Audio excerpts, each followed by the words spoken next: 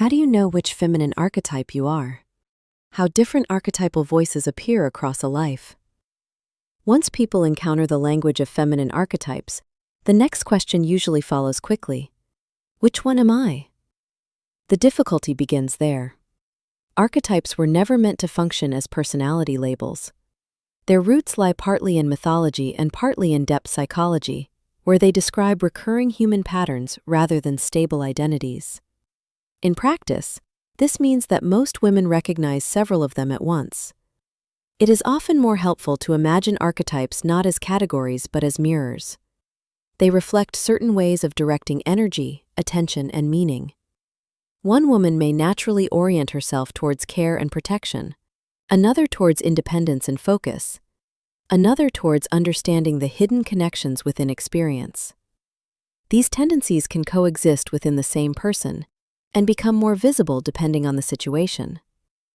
One useful place to begin is motivation. The archetypal pattern that currently shapes your life often reveals itself through what repeatedly draws your energy. Some women feel most alive when creating stability around them, organizing life so that others can grow safely within it. Others feel strongest when pursuing a goal, protecting their independence, or carving their own path.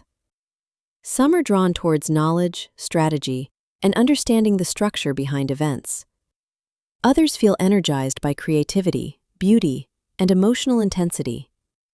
And some repeatedly return to quiet reflection, intuition, and interior life. These directions resemble familiar archetypal figures. The nurturing impulse echoes the mother, strategic thinking the wise woman, creativity and magnetism the lover, and interior stillness the mystic. Yet these descriptions remain approximations rather than definitions. Pressure and conflict often reveal these patterns even more clearly. Stress tends to strip away learned behavior. Some women instinctively confront difficulty and defend boundaries. Others withdraw, adapt, or attempt to restore harmony. Some rely on structure, authority, or status to stabilize the situation. These reactions rarely appear at random. They tend to follow deeper psychological patterns that repeat across different situations.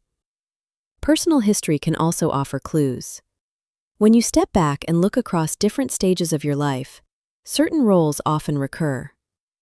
Someone may repeatedly become the organizer within groups, the emotional center within friendships, the protector during crises, or the person who searches for meaning beneath events. Archetypal patterns usually appear not in isolated behaviors, but in themes that repeat over time. There is, however, an important complication. Archetype systems are deeply shaped by culture. Many of the figures most commonly used today draw on Greek mythology or on interpretations developed within 20th century Western psychology. What one culture describes as a warrior may appear entirely ordinary within another social context. For this reason, archetypes are better understood as interpretive tools rather than universal truths. Another difficulty lies in identification itself.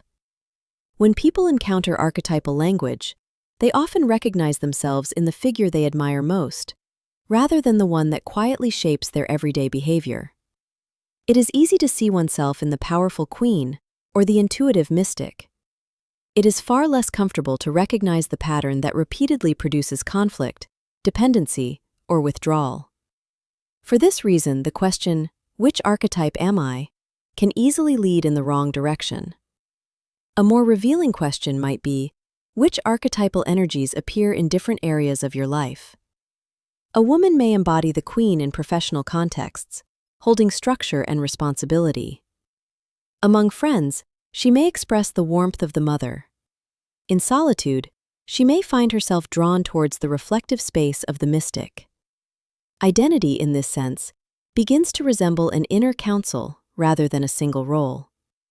Different voices take the lead at different moments. Seen this way, archetypes do not define who someone is. They offer a language for recognizing the deeper patterns that shape behavior, relationships, and meaning over the course of a life.